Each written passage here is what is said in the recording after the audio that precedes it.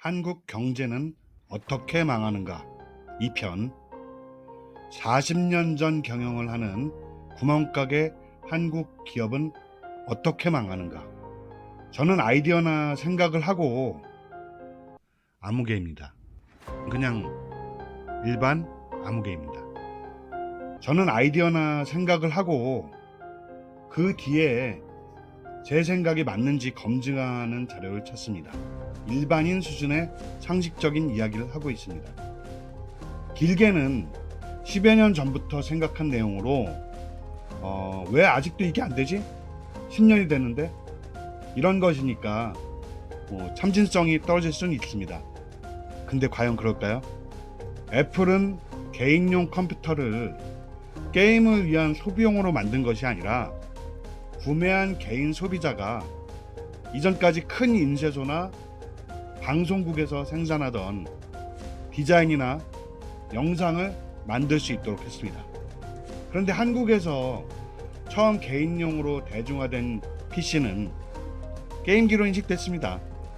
연세 좀 있으신 분들 게임 하려고 컴퓨터 샀냐 이런 얘기가 그 당시 어르신들이 초등학생, 중학생들한테 꾸짖으면서 많이 얘기 나오던 거 기억하실 겁니다.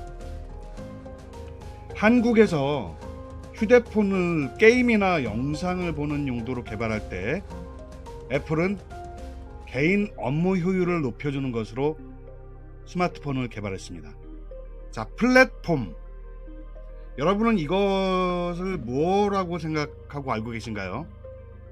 오늘 제가 이야기 드리는 플랫폼은 일반적으로 말하는 넷플릭스, 유튜브 같은 플랫폼이나 주유소 같은 고전적 의미와는 전혀 다른 개념입니다.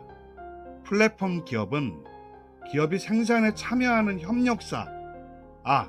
앞서 1편에서 말씀드렸듯이 미국이나 유럽에는 하도급이란 게 없습니다. 협력사죠.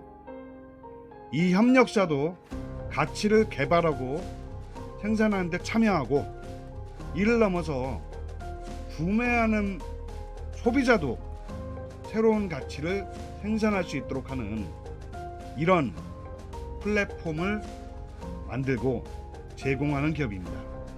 일방향으로 생산 후 상품이나 서비스 소비로 그냥 소비돼서 사라지는 것이 아닌 다양한 생산자들이 모두 가치를 생산하고 협력사 포함해서 그리고 소비자도 가치를 생산하고 사회 경제 전체를 생산적인 가치로 선순환하는 부와 가치의 네트워크로 만드는 그것이 플랫폼이란 개념입니다.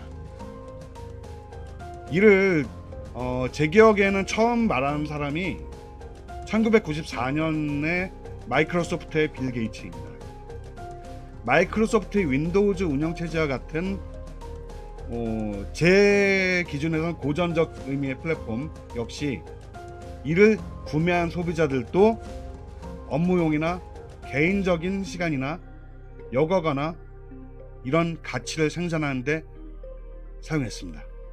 이것은 모든 산업에 적용할 수 있는 개념입니다. 테슬라는 자동차를 플랫폼으로 많은 부품과 기술 협력 업체들이 이 자동차를 만드는 플랫폼이라는 거에 가치를 구현하고 자동차를 구매하는 소비자 역시 모빌리티라는 이동성으로 전기자동차, 자율자동차 이런 이동성으로 시간이나 이동에 대한 가치를 스스로를 위해서 경제 구조를 위해서 생산하는 그런 플랫폼으로 자동차를 쓰는 개념입니다. 상품 소비재 자동차가 아니란 말이죠. 차가용조차도요. 위에 컴퓨터 스마트폰 운영체제 역시 소비자 이전 생산 단계부터 해당 상품이라는 플랫폼에 협력 업체들이 가치를 구현하는 것으로 보는 개념입니다. 안드로이드 자체가 여러 협력 업체들이 그 플랫폼에서 가치를 구현해서 만든 운영체제라는 것이죠. 구글의 플레이 스토어는 앱 개발 플랫폼을 제공하고 중소기업이나 일반 개인 소비자도 앱 개발에 참여할 수 있습니다. 이렇게 플랫폼 기업, 협력업체, 소비자가 모두 가치를 만들고 교류하는 것이 집적되고 집약되고 집단지성처럼 융합해서 가능해진 것을 4차 산업혁명으로 이해하는 것입니다. 4차 산업혁명은 그런 겁니다. 이와 이어져 있는 개념으로 좀 더 오래된 1970년대 정도? 그때부터 도입된 협력이익공유제도 있습니다. 영국의 롤스로이스부터 수많은 미국과 유럽의 기업이 같은 개념으로 협력이익공유제를 시행하고 있습니다. 생산과 소비로 결국 고갈되는 기존 2차 산업시대 경제와 달리 생산자부터 소비자까지 협력업체까지 모두 자신들의 가치와 부를 생산하고 그것이 선순환돼서 경제구조, 산업구조가 발전하는 개념인 겁니다. 과연 한국의 기업과 산업은 이런 세계 수준의 진행에 대해서 기초적인 개념과 최소한의 원동력이라도 도입되어 있을까요? 아니면 피상적인 껍데기만을 무리하게 난맥상으로 쫓아가고 있지 않나요? 플랫폼이나 4차 산업혁명을 2차 산업시대의 낡은 경제구조에서 상품으로 우겨넣으려고 하는 거 아닌가요? 4차 산업혁명도 그냥 상품일 뿐이야 라는 이런 한심한 것 아닌가요? 국가와 사회 전체가 선순환해서 나아가는 미국, 유럽의 4차 산업혁명을 낡은 한국식 2차 산업시대에 기업과 상품 소비로 쫓아가다가는 거덜나는 건 금방입니다. 미국과 유럽은 근대의 사회계약설로 이루어진 사회입니다. 1편에서 말씀드렸듯이 계약서에 갑과 을이 없어요. 하도급이란 개념도 없습니다. 동일 직종, 동일 노동을 할 경우에 정규직보다 비정규직 프리랜서가 더 고소득을 얻는 것이 당연한 미국과 유럽입니다. 한국과 정반대죠.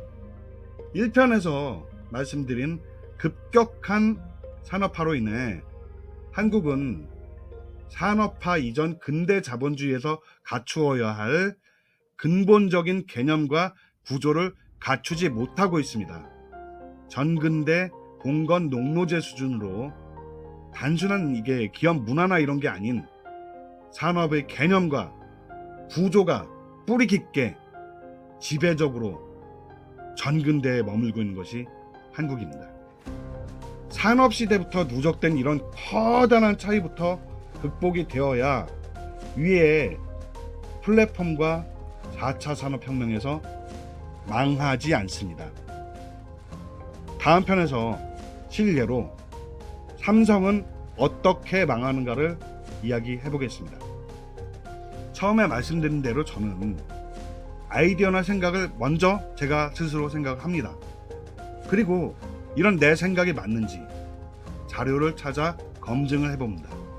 오늘 제가 말씀드린 내용의 일부 자료가 있는 링크를 설명에 첨부드립니다. 관심 있는 분들은 도서관 등에 이런 책이 있는지 찾아보셔도 도움이 되실 것 같습니다. 구독과 알림 설정을 해두시면 다음 편 영상이 업로드 되었을 때 바로 쉽게 보실 수 있습니다. 부족한 영상이지만 괜찮게 봐주셨다면 좋아요 누르시면 감사하겠습니다.